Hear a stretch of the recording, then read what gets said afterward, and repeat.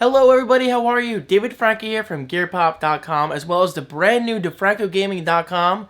Check it out, I would really appreciate it. Today's video is all about WWDC 2013, for those not aware, Worldwide Developers Conference. It's probably the biggest event of the year now for Apple since, Macworld's no longer officially not hosted by Apple, but Apple doesn't make an appearance basically. So WWDC is the biggest event of the year next to the iPhone announcement. It usually happens around September or so. There's really no, true pattern. But regardless, WWDC 2013 is huge and it's definitely worth talking about. So in today's video, I'm going to talk about my last minute predictions of things that I want to see at WWDC and maybe things we won't see. But before I get started, I want to give a huge shout out to an awesome YouTuber by the name of Mr. Tybox123. You've probably heard of him, right? Well, either way, if you haven't heard of him, check him out. Mr. Tybox123 is an awesome tech reviewer who does reviews of the top technology products such as phones, tablets, and many more. But specifically in this video, I want to talk about his custom desk. Yes, he actually has a custom desk, and from what I've seen in his videos and his Twitter updates, it's pretty freaking awesome. And I'm not just saying that. You guys got to check this out for yourself.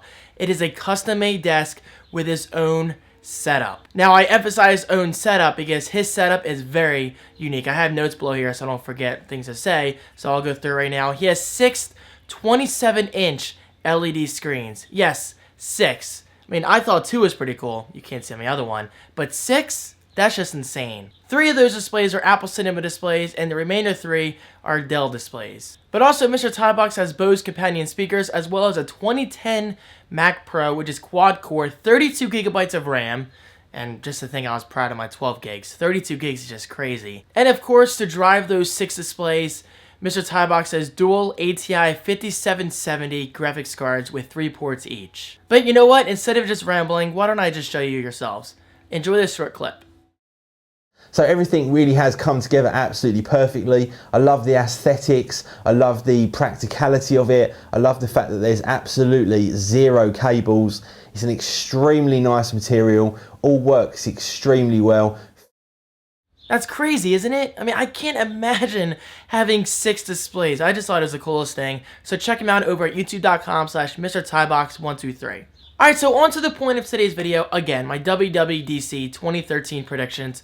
What are we going to see? What are we not going to see? Well, let's jump into it. First and foremost, we're obviously going to talk about iOS 7. Because if we don't see iOS 7 at WWDC, I will switch to Windows for life. Yes, that is how sure I am. We will definitely, without a doubt, be seeing at least a preview of iOS 7 in action. And hopefully, along with this introduction, we'll see a minor UI update in the least, but in the most, obviously. Hopefully in the most. That sounds kind of weird. Hopefully we'll see a total overhaul of the OS UI. Now guys, I gotta be honest, I'm not sick of my iPhone. I actually love iOS 6 for what it is. And yes, I'm sporting the Angry Birds case again. I love it. But still, regardless, I'm always up for change. I mean, I love change. I love embracing change. I love adjusting to change. So if Apple does come out with a new interface with iOS 7, I don't have any doubts in them. I mean, Apple has never really disappointed me with their UI design, except for stuff like Game Center. Let's hope Game Center at least either gets the boot, I don't think it will, or get a total refresh in terms of user interface. But yes, with that said, it's going to look like Windows Phone, hopefully, but a little more, refined? I mean, I don't want it to be totally flat with just like solid color and text. I want some gloss to it, some depth, and just that special Apple touch. But of course, speaking in terms of features, I want better Siri integration, something like Google Now. I mean, you guys know I'm not a huge fan of Android, but I am actually a huge fan of Google Now. I mean, I think Google Now is incredible. The fact that it can predict your everyday tasks and it just knows what you're doing that day, some people may think that's creepy.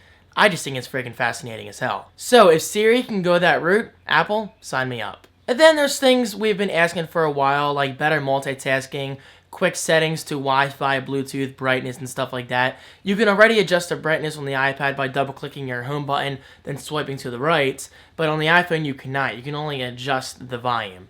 Why they don't give you the option on the iPhone or an iPod Touch? It's beyond me. Regardless, I do hope we at least see some kind of introduction of quick settings in iOS in general. And now let's talk about OS 10 10.9. Now guys, I gotta be honest, I'm still not running Mountain Lion, which is 10.8. That's typically how it works, basic math. So I don't really know what to expect out of 10.9 because I don't use Mountain Lion every day like I do Snow Leopard. No, Lion. Too many freaking cats. Still though, I do use it on my MacBook Pro now and then, and I love the iOS integration. I love how everything just works in the cloud. I mean, I just think that's the coolest thing.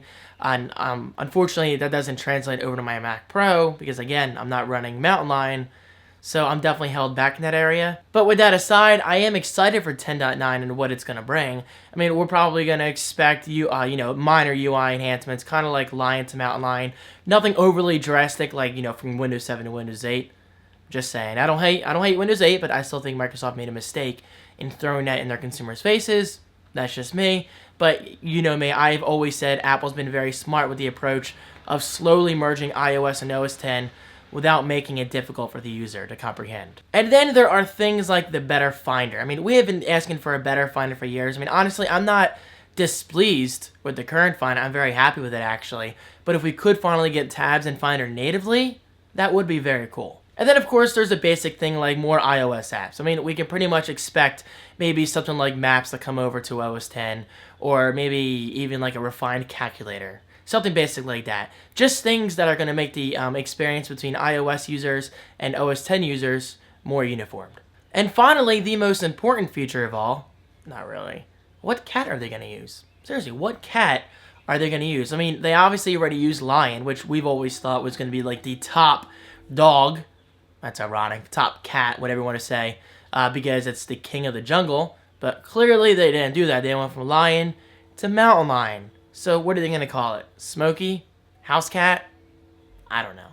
Alright, so moving on to hardware, guys. Let's talk about any new actual products we're going to see. Actual physical products that we can get our hands on in terms of computers. So first up, let's talk about the MacBook Air. Rumors, again, I quote that very strongly, but rumors are very strong. I just said strong twice. Rumors are saying that we will be seeing a new MacBook Air. Now, I gotta say, this isn't far-fetched at all, so you should get your hopes up for this. I mean, chances are very good we will be seeing a new MacBook Air. Whether they'll actually announce it during did I just say 3 Ws? WWDC, or roll it out silently in the background over at apple.com/store. Either way, definitely expect MacBook Airs. Now, what should we expect in terms of features? Well, Retina display, I gotta say, is out of the picture. Do not expect a Retina display. And for good reason, because, well, one main reason, battery life. I mean, the MacBook Air already gets great battery life as far as I can tell, but adding in a Retina display, it would look awesome. Do not get me wrong, it would look downright amazing. But for an ultra portable like the MacBook Air, it just simply cannot afford to have a Retina display at this time because it would kill your battery life. But we should expect the obvious, such as better specs, faster processor, maybe more RAM here and there, maybe higher capacity SSDs, and better battery life. Better battery life is always a welcome feature. Next up, let's talk about the Mac Pro. Now, I just made a video about this a couple days ago. You can check it out. Link is right below. So what should we expect out of the new Mac Pro? Well, hopefully, honestly, anything. Apple, give us anything. Just slap USB 3.0 in there. Just slap HDMI in there. Give us more expandability. Just give us more expandability for graphics cards. More hard drive bays. Well, we don't need more hard drive bays. I already have 4. And I really am using all 4 every single day. I love it. But still, the point stands. Apple, we need a Mac Pro upgrade, like a real Mac Pro upgrade, like a drastic redesign. Well, even with that said, I personally don't need a drastic redesign. I'm very happy with the Mac Pro's design. I love the whole cheese grater design. I just think it's pretty awesome as it is. But still, you know me, I'm always open to change. I love adapting to change. And I really have no doubts in Apple and their design of computers. I mean, they have yet to let me down. So I really want to see what the new Mac Pro could look like. Oh, and also, guys, get this. There was a quote I read over at 9to5mac.com. Someone over at Apple said that we have something really cool in the works. So basically, it's going to be like a unique design. I don't really know what they mean in terms of unique or something new. But I gotta say, I'm pretty damn excited. Okay, so will I be buying one on day one? Hell no. I am in no financial position to spend $2,000 on a computer right now. Things are just tight right now. But eventually, hell yes. I mean, I've had this computer since Christmas of 2007, right? I think. Yeah, 2007. I mean, this desktop does show its age sometimes, but overall, it does a pretty damn good job considering it's like 5-6 years old. Because let's face it, I have thrown in tons of upgrades. I've upgraded the graphics card at least twice.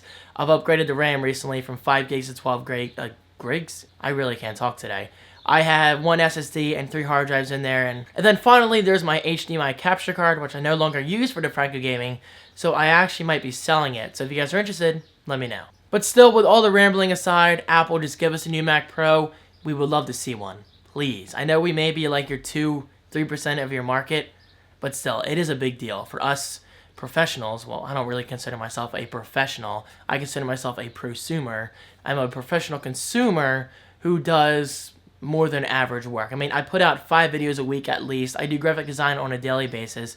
I do web design and development on a daily basis, and I definitely use this machine. I mean, it literally runs my life. It pays the bills. So yeah, it's definitely a big deal in my eyes. And then finally, in the hardware category, they are the rumored MacBook Pro updates. I'm not really sure what to expect, besides the obvious, bumped up specs and the CPU, memory, maybe higher capacity SSDs and all that good stuff. And now, last but certainly not least, let's talk about software, but specifically, let's talk about iRadio. Now, iRadio has been Apple's Pandora killer. Well, a rumored Pandora killer that for years now. I mean, Apple has been talking to these record labels for a long time now. Alright, so first of all, I should explain what Pandora is. I mean, I'm pretty sure everybody knows what Pandora is all about, but I'm going to talk about it anyway. Okay, so Pandora, in a nutshell, is a music streaming service based on your personal taste. So if I put in a Skrillex song, or a Mode Step song, or a Zymboy song into a Pandora, Pandora does its best to find other tracks that I like. And thanks to Pandora, I have discovered so many more artists that I would have never discovered myself. And I'm saying that because it's the god honest truth. This isn't an ad for Pandora. I mean, I am a Pandora One user. I pay that $37 a year. That's nothing compared to other services you could use, but hey, I love it. Okay, that freaking bird. Hey. He actually stopped. Sorry, I hit the tripod there. Okay, so maybe he didn't stop. He relocated, now he's freaking chirping again. It's a Twitter fest out there today. Okay, getting back on track. iRadio, you guys know me. I love Apple. I love Pandora. So I'm very intrigued to see what Apple can do in the music streaming business market, whatever you want to call it. Honestly, guys, if iRadio is better than Pandora, I will definitely take an interest. I mean, I'm sure they'll offer some kind of 30-day trial, maybe 14-day trial, to get our interest, because if it is better than Pandora, once my Pandora 1 subscription is up, I will not renew and I will go Apple's route. Because just imagine the integration between the Apple TV, my iPhone, my iPod Touch, my iPad, and even my Mac. It could all around be a pretty sweet experience, and maybe even cheaper. You never know. And now, guys, that is it. Those are my WWDC 2013 predictions. Of course, this video went longer than usual, but it's been a while since I've done a video specifically about Apple predictions, and if you ask me, this stuff is always fun to speculate about. So what are you expecting over at WWDC? Do you want new hardware, new software? I mean, I think it's pretty obvious that everybody wants a new iOS 7, like, a new user interface, overall, a new user experience, which I don't blame you. But still, it is an exciting time, and I cannot wait. The only downside about this event is it falls at the same date and time, I believe, as the Xbox One E3 announcement. So it's going to be tough. I mean, obviously, I'm going to focus my attention on the WWDC keynote because we already know most things about the Xbox One. Then the Xbox One games I can watch afterwards, in terms of videos, press releases, and all that good stuff. Anyway, I could talk for hours, guys. Post your predictions below. I appreciate your continued support. Don't forget to check out the Francogame.com, and I will see you in my next video. Peace.